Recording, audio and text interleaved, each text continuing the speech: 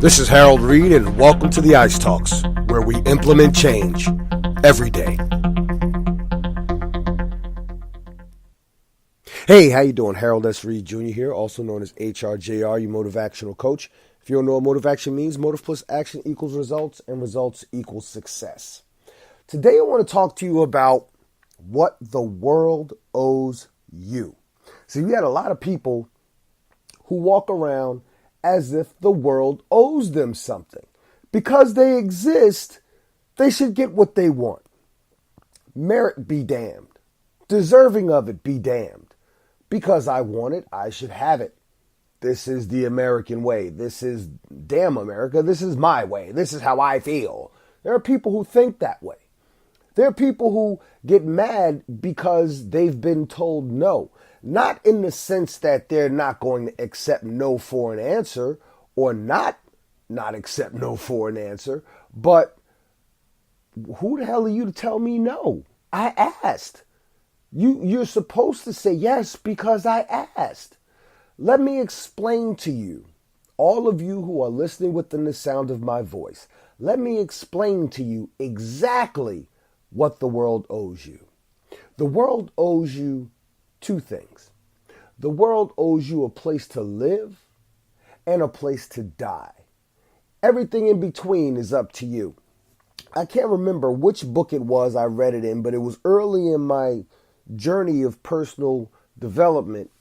When we die, there's a tombstone placed at the head of our grave, or a plate in the ground at the head of our grave.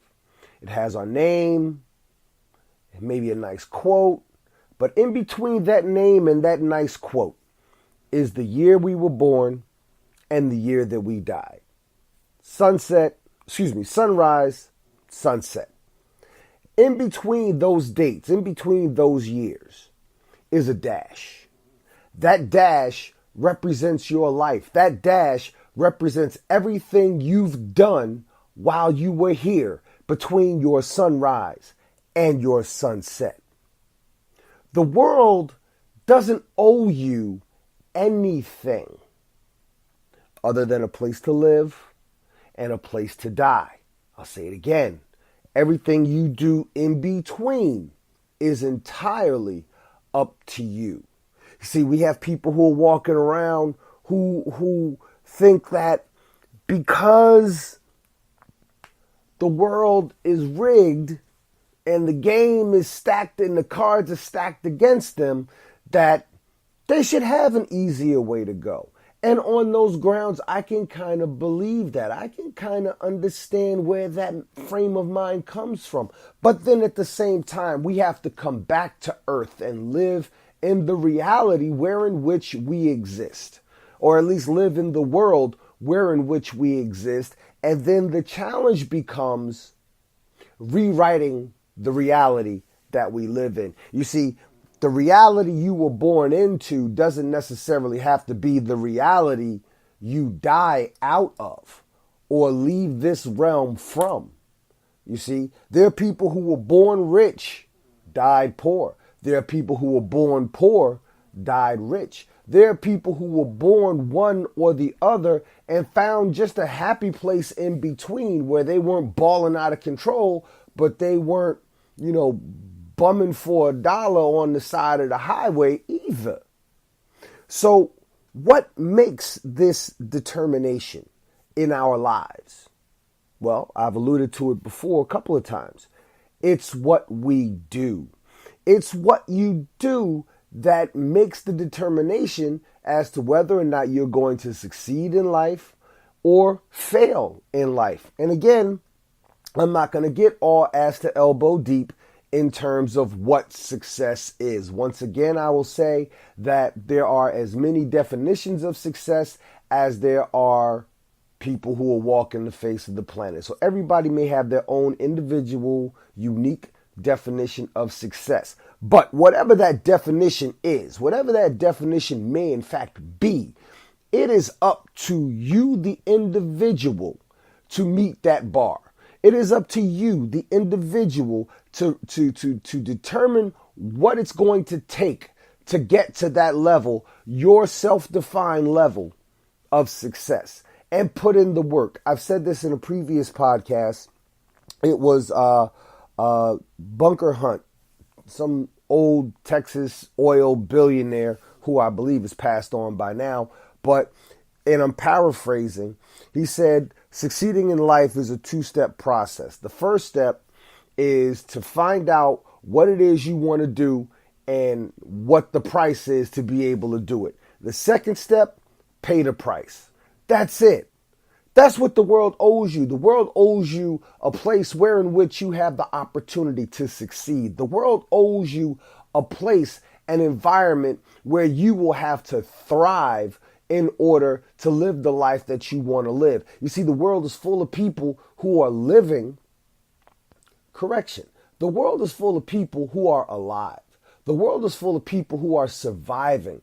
But there are far fewer people who are on this planet, in this world, in this life, who are actually living.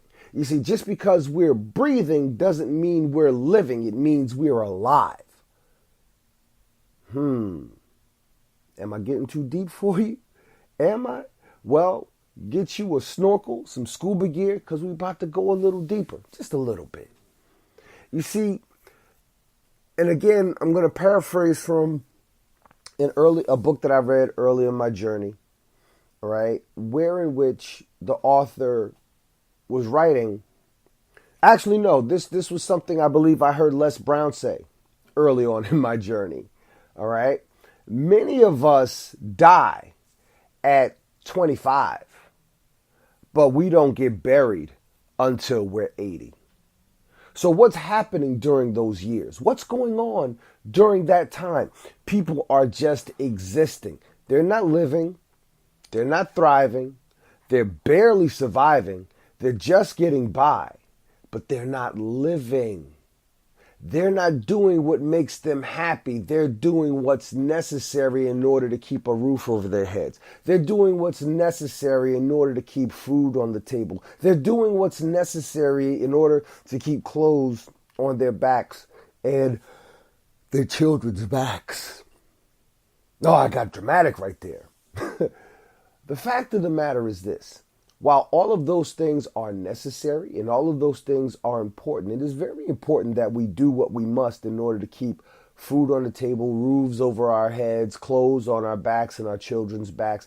No one will ever say that we shouldn't do these things. What I will add to that is this.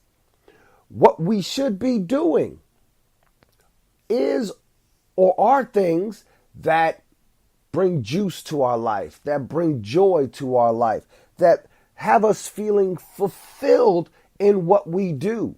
Something that can be the last thing on your mind before you go to sleep and the first thing on your mind when you wake up. Something that makes you want to get out of bed. You see, because this is what we live in. This is the world that we live in. All right. If you live in a world where in which the last thing you think about before you go to sleep are the bills that you have to pay, and the first thing you think about when you wake up are the bills that you have to pay, you are leading a sad life. You are leading a sad life. It happens for many of us. We have responsibilities. We have to live up to those responsibilities and we have to pay those bills, but we should not let those bills become the ruling guiding principles of our lives. Paying bills is not supposed to be the ruling guiding principle of your life, because then what you are is a slave. You are a slave to the system. You are a slave to funding other people's dreams, fulfilling other people's fantasies, while you just exist as a cog in the wheel, like the hamster in the circle, running fast, going nowhere. Now, we all have to put in our work. We all have to put in our work. Excuse me. We have to step up, step out, show out, put in our work. Be compensated for that work. And then apply some of that compensation to the maintenance and handling of our responsibilities. But there are rules to this. There's a book that I recommend you get. It's called The Richest Man in Babylon by George Clason. Okay? I strongly urge you to get that book. In this book, he talks about the rules of gold. I won't get into all of them, but I will give you the first rule of gold. Pay yourself first. The first rule of gold is pay yourself first. We all get paid, and here's what happens. The government learned this rule a long time ago. So what does the government do? When you get paid, who gets paid first? The government. Through FICA, taxes, whatever you want to call it. But the government gets paid first, right off the rip. Okay? Now, what you have to do is, after that, because we have no control from that, because that's the hookup that your boss or your employer has with the government. It is what it is, right? So if you're going to work for somebody, that's what you have to deal with. That leads me to another frame of thought that I may or may not get into this podcast. But anyway, right? The other thing you have to keep in mind with this rule of gold is that when you pay, when you do get what's left of your paycheck, you need to take a percentage of that and put that to the side. Whether you invest it, whether you save it, you stick it under your mattress, pay yourself first. Take a portion of that money, have a little bit of fun, take a bigger portion of that money, put it away for a rainy day, an investment fund or what have you, then handle the rest to pay off your expenses. And if you have a little bit left over, take a little bit more to enjoy yourself and then take a little bit more to invest. Because again, the world only owes you two things: a place to live and a place to die. Everything you do in between, everything that happens in between, that is entirely up to you. So if you want to spend your time working your fingers to the bone for your hourly paycheck or your maybe relatively decent salary, while at the same time putting in that work to ensure somebody else can live the life of their dreams. See, the harder you work, the less somebody else has to. And if you own a business where you've got one person working for you, you may be having to do the job 50% of the job, or 80% of the job, or 20% of the job. It depends on the responsibilities you put on that other person. And then the more people you have working under you, the less your responsibilities are, because you're passing on the workload to those people under you. Now, you can be the passer or you can be the receiver. You could be the top or you could be the bottom. Okay? You could be on the top or you could be on the bottom. It is entirely up to you what you want to do and how you want to live. But please do understand that just because you want certain things in life, that alone is not sufficient grounds for you to get those things that you want in life. You have to put in the work. Now, with the last minute or so that I have left, I am going to touch on something that I alluded to, because I don't want you feeling as though, why'd he say it if he wasn't going to talk about it? I'm going to make this quick. I said before that when you get paid, the government gets paid right off the top. This is true. Look at your pay stub. All right. There is a way around that. See, people who have their own businesses, what happens is the money that they get paid, they take that money and they put it back into the business. They pay themselves maybe. All right. But they put that money back into the business. And when time comes for taxes to be paid, they pay taxes on what's left over. And they get to, show the government, well, the money that I received this much money, and from that much money, I paid for this, I paid for this, I paid for this, I paid for this, I paid for healthcare, I paid for benefits, I paid for utensils, I paid for supplies, I paid for equipment, so on and so forth. And then they pay taxes on whatever may be left. And in many cases, if they spent more money than what's required for them to have to actually pay in taxes, they get money back. So, again, the world only owes you two things: a place to live and a place to die. If you want to find out how you can go about making the world a better place for you to live in, the libraries are always free. The hustle is what you have to pay for. Thanks for listening to another episode of the Ice Talks, where we implement change every day.